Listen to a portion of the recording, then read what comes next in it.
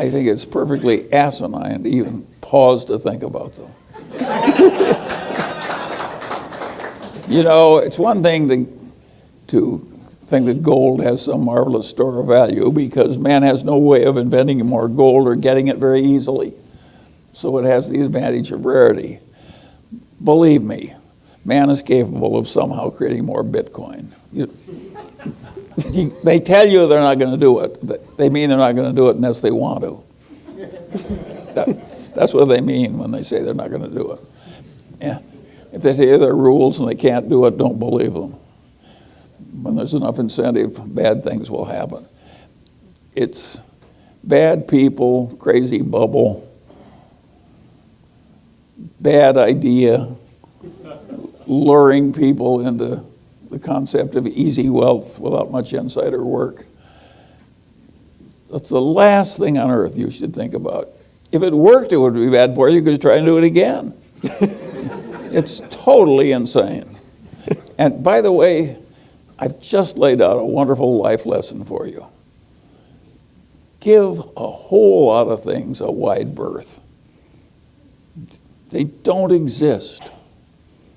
You know, crooks, crazies, egomaniacs, people full of resentment, people full of self-pity, people who feel like victims. There's a whole lot of things that aren't going to work for you. Figure out what they are and then avoid them like the plague. And one of them is Bitcoin. And the worst thing would happen if you won because then you do it again. It's total insanity. Warren had been taught by Ben Graham to buy things for less than they were worth, no matter how lousy the business was.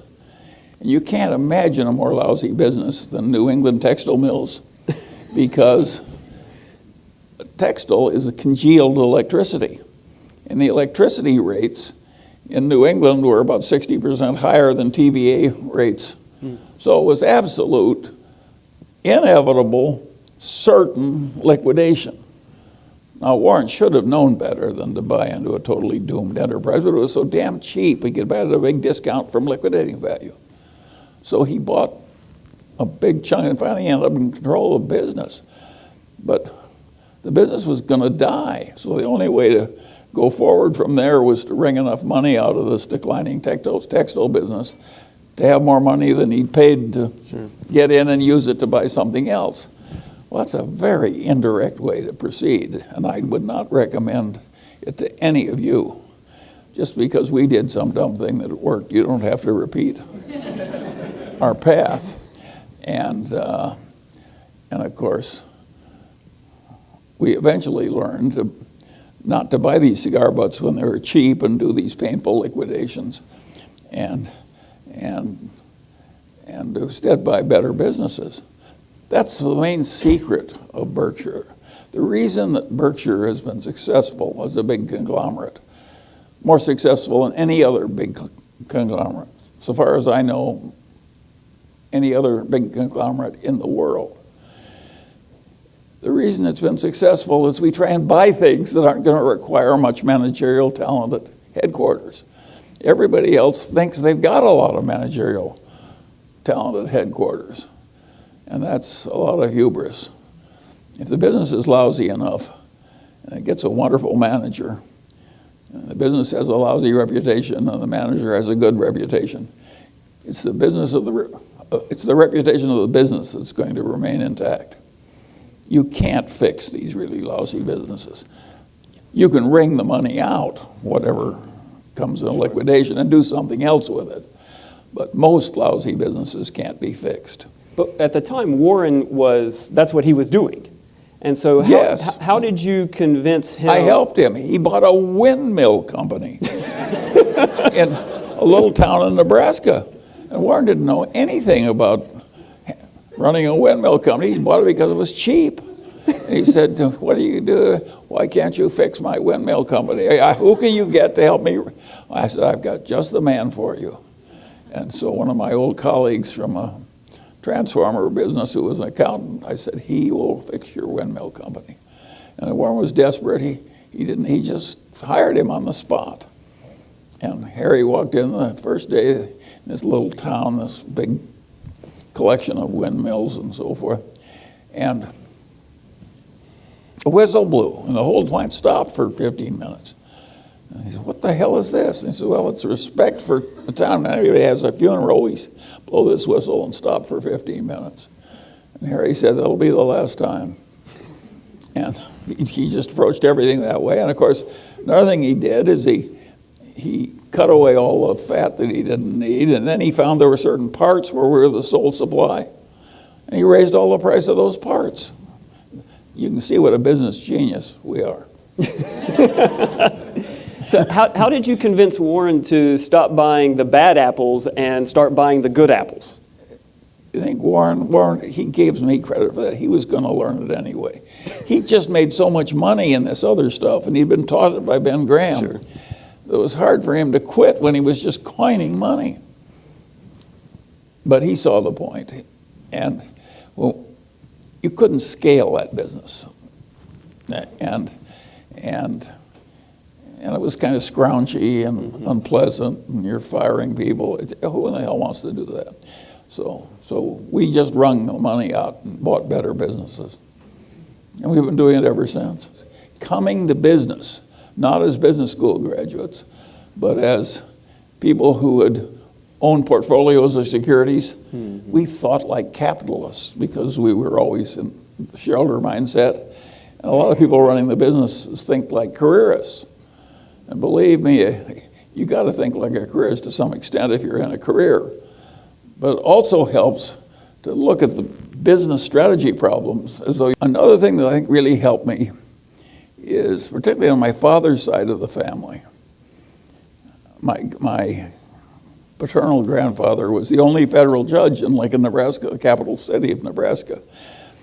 And he'd been there forever, and he stayed there forever after that. I think when he left, he was the longest serving federal judge in the country. And he was a brilliant man, and he'd risen from nothing. He was the child of two impoverished school teachers.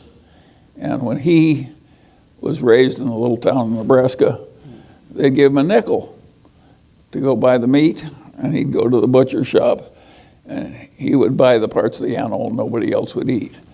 And that's what two school teachers lived on in those days.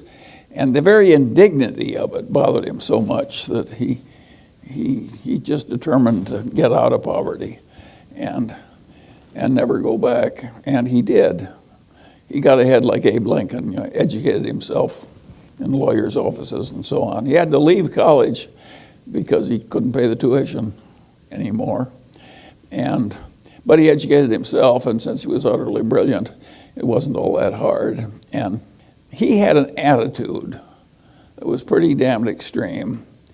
And I would say his attitude was that you have a moral duty to make yourself as unignorant and as unstupid as you possibly can.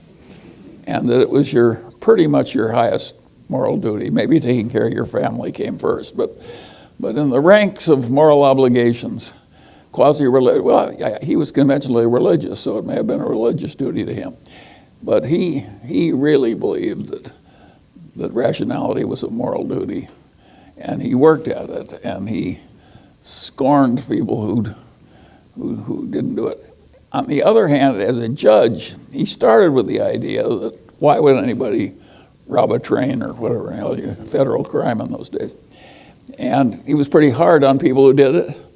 And I noticed as he got to be older and older and older, he was willing to call a man a good man on easier terms than he started out with. And I think that was a correct development in my. By the way, when he relaxed a little, he was still pretty tough. But he did relax a little, which I thought was appropriate. But influenced by such people. And when the 30s came, one son-in-law was a musician, and of course he couldn't make a living. So my grandfather didn't have that much money, sent him to pharmacy school, carefully picking a profession that couldn't fail, and found him a bankrupt pharmacy to buy and loaned him the money, and my uncle was soon prosperous and remained prosperous the rest of his life. My other uncle had a bank in Stromsburg, Nebraska. But there were 968 people in Stromsburg, and there were 2 national banks. And the capitalization of my uncle's bank was $25,000. And of course, he was a lovely man, but he was an optimist, and a banker should not be an optimist. And when they closed the banks in 1933, the banking examiners came in and they said, "You can't reopen." And it was the only business he had. Well, Judge Munger had always saved his money, and he had a lot of good first mortgages on homes occupied by teetotaling German butchers and people he'd carefully pitched. And of course, he never had a default. The houses were in the right neighborhood. The people were sober and hardworking. And so what my grandfather did is take a third of his good mortgages, which is all he had, and put them into the bank and took all the lousy assets out of the bank. So he saved 2 out of 3 of his children. And I thought it was a pretty good thing to do, and very shrewd the way he did it. And he actually got most of his money back 10 or 15 years later out of the lousy assets of the bank when World War II. And that was a good lesson. Private equity frequently buy a business where the founder is going to leave, then they go on our talent to run it. That is a tough way to make a buck, and I don't like it. We generally buy with the talent in place. Now, maybe some guy in the number 2 place and we put him in the number 1 place. But we very seldom, I can't think of any place where we bought something and put somebody in after Harry Bottle. And no, we don't do that. And it's amazing how long we have some of those people stay. Warren always says we can't teach the new dogs the old tricks. Well, and what's the implication of not being able to teach the old dogs new tricks, or new tricks to old dogs, when if we look at what's happening in business today, what we see is executives... We can't teach the old tricks to the young dogs. That's what we found. And so we keep the old dog in place. But that's not the norm, right? I mean, if we look around... No, it's the norm in life. It may not be, our practices may not be the norm, but normally it's very hard to get you got a wise old dog, getting a young dog that can match him, that's hard. By definition, he's survived a big culling process. Sure. I mean, he's unique, and he's got a record to prove it. And by the way, everybody thinks you can judge people by an interview.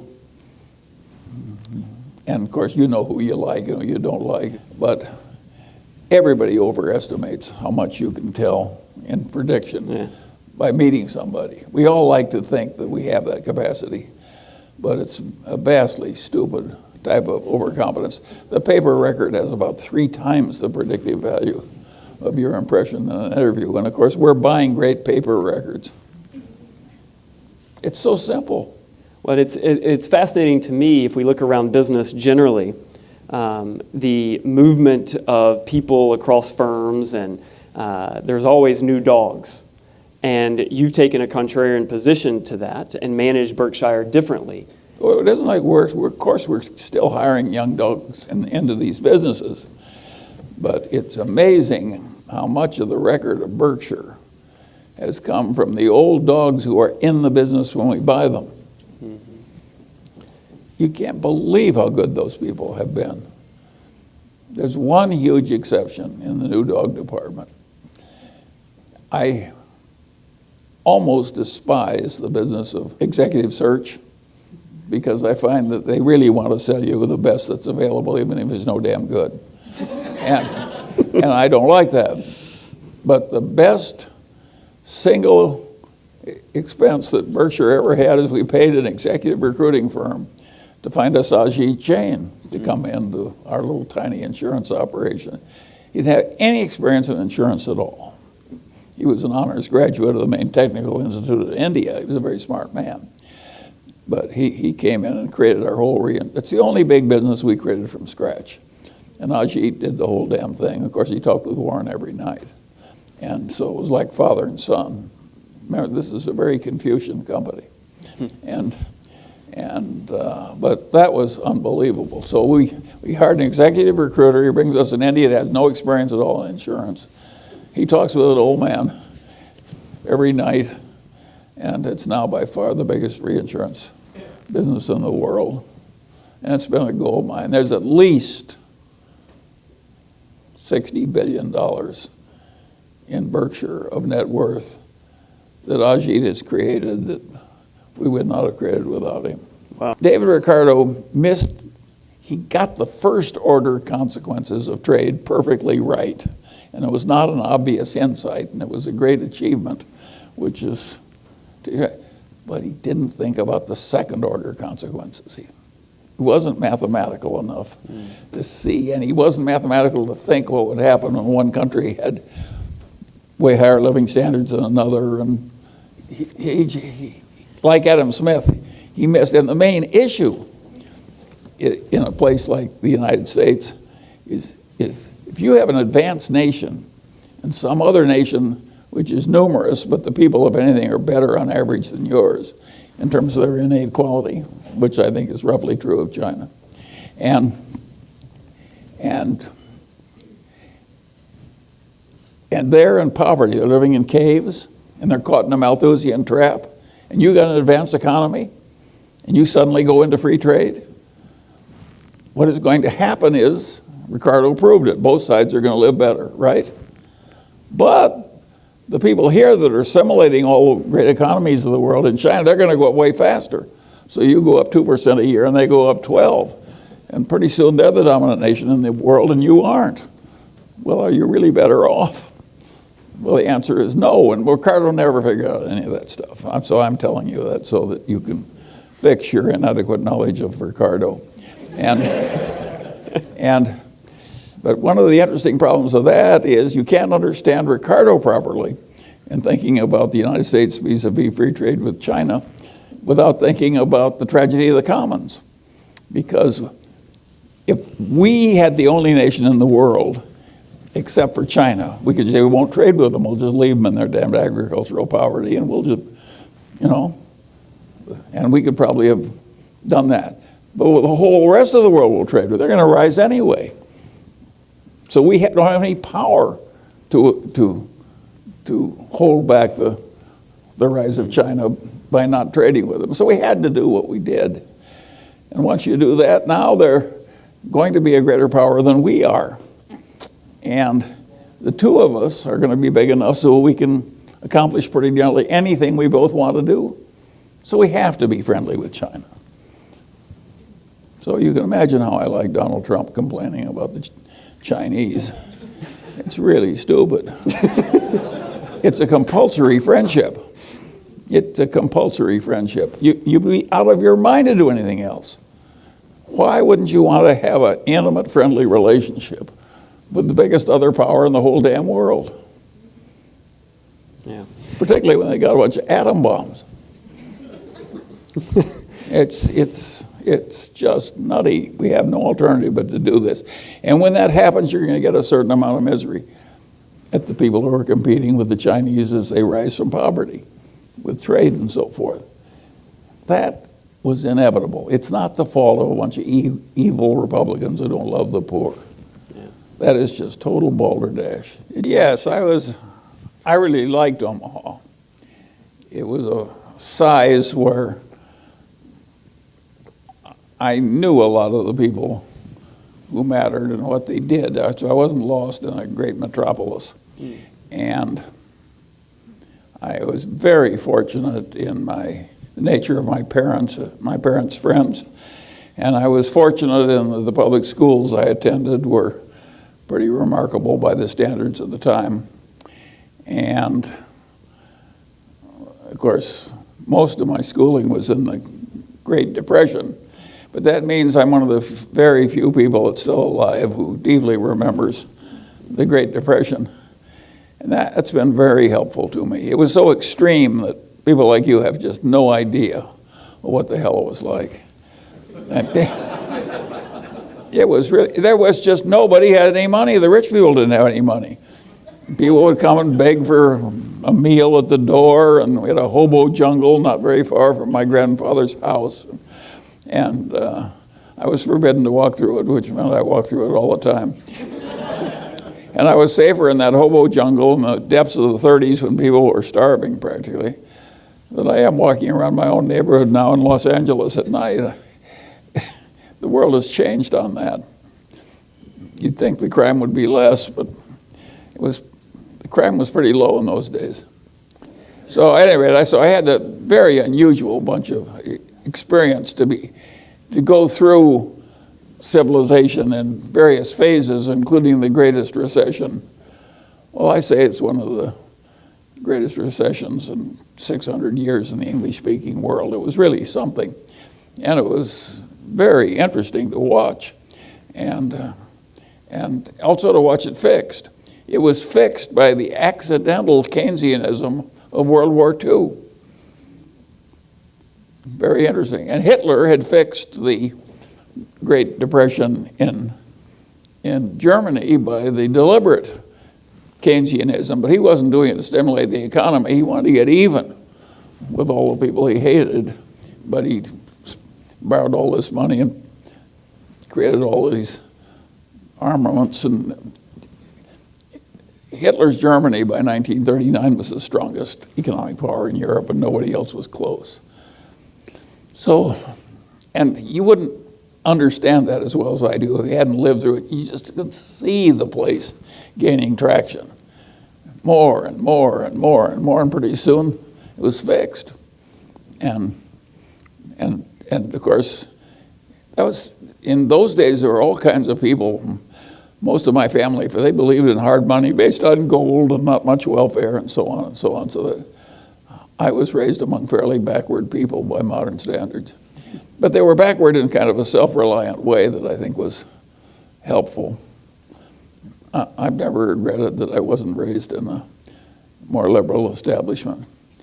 I had a liberal aunt. She was really my mother's cousin, but she was the second lady dean at the University of Chicago, and she'd done her thesis on the conditions in the coal mines, and of course she was a screaming leftist. I would be a screaming leftist if I observed the way the coal miners of yesteryear were treated. You couldn't be a human being with any decency in you without feeling it was deeply improper to have the misery that great and have it manipulated for the benefit of the mine owners and so forth. But she sent me all these left-wing books, one every Christmas, and I always thought she was a little nuts. Which shows that if sometimes the very vivid extreme evidence misleads you on the deeper reality, you've got to be a guard on that, against that all your life. In fact, the whole trick in life is to get so that your own brain doesn't mislead you. And I have found that just a lifelong fun game. And I can't remember a time I wasn't doing it. I was not a prodigy or anything like that, but I was a prodigy in having adult interests. I was interested in what worked and what didn't and why. And I could see that very eminent people that I loved and revered were nuts in some ways, and I would decide, well, I certainly like Dr. Davis, but he's a little nutty in one way, and I'm not going to be like that. And so I was very judgmental, and I think that helped me. And also helped me that I kept changing my judgments as I learned more and more facts came in. And that created lifelong habits that were very, very useful. Another thing that I think really helped me is, particularly on my father's side of the family, my paternal grandfather was the only federal judge in Lincoln, Nebraska, the capital city of Nebraska. And he'd been there forever, and he stayed there forever after that. I think when he left, he was the longest serving federal judge in the country. And he was a brilliant man, and he'd risen from nothing. He was the child of two impoverished school teachers. And when he was raised in a little town in Nebraska, they'd give him a nickel to go buy the meat, and he'd go to the butcher shop, and he would buy the parts of the animal nobody else would eat. And that's what two school teachers lived on in those days. And the very indignity of it bothered him so much that he just determined to get out of poverty and never go back. And he did. He got ahead like Abe Lincoln, educated himself in lawyers' offices and so on. He had to leave college because he couldn't pay the tuition anymore. But he educated himself, and since he was utterly brilliant, it wasn't all that hard. And he had an attitude that was pretty damned extreme. And I would say his attitude was that you have a moral duty to make yourself as unignorant and as unstupid as you possibly can. And that it was pretty much your highest moral duty. Maybe taking care of your family came first, but in the ranks of moral obligations, quasi-religious, well, he was conventionally religious, so it may have been a religious duty to him. But he really believed that rationality was a moral duty, and he worked at it, and he scorned people who didn't do it. On the other hand, as a judge, he started with the idea that why would anybody rob a train or whatever, federal crime in those days. And he was pretty hard on people who did it. And I noticed as he got to be older and older and older, he was willing to call a man a good man on easier terms than he started out with. And I think that was a correct development in my... By the way, when he relaxed a little, he was still pretty tough. But he did relax a little, which I thought was appropriate. But influenced by such people. And when the 30s came, one son-in-law was a musician, and of course he couldn't make a living. So my grandfather didn't have that much money, sent him to pharmacy school, carefully picking a profession that couldn't fail, and found him a bankrupt pharmacy to buy and loaned him the money, and my uncle was soon prosperous and remained prosperous the rest of his life. My other uncle had a bank in Stromsburg, Nebraska, but there were 968 people in Stromsburg, and there were 2 national banks. And the capitalization of my uncle's bank was $25,000. And of course, he was a lovely man, but he was an optimist. Well, there are a few obvious ones. They're all ancient. Ben Franklin, marriage is like the most important decision you have, not your business career. It'll do more for you, good or bad, than anything else. And Ben Franklin had the best advice ever given on marriage. He said, keep your eyes wide open before marriage and half shut thereafter.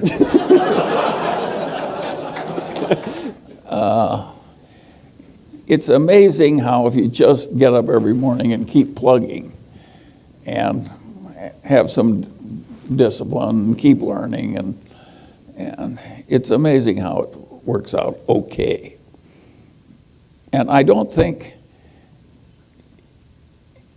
it's wise to have an ambition to be president of the United States or a billionaire or something like that, because the odds are too much against you.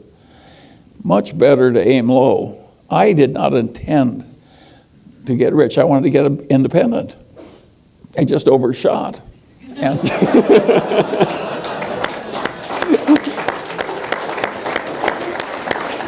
and by the way, while you're clapping, some of the overshooting was accidental. There's a big, you can be very deserving and very intelligent and very disciplined, but there's also a factor of luck that comes into this thing.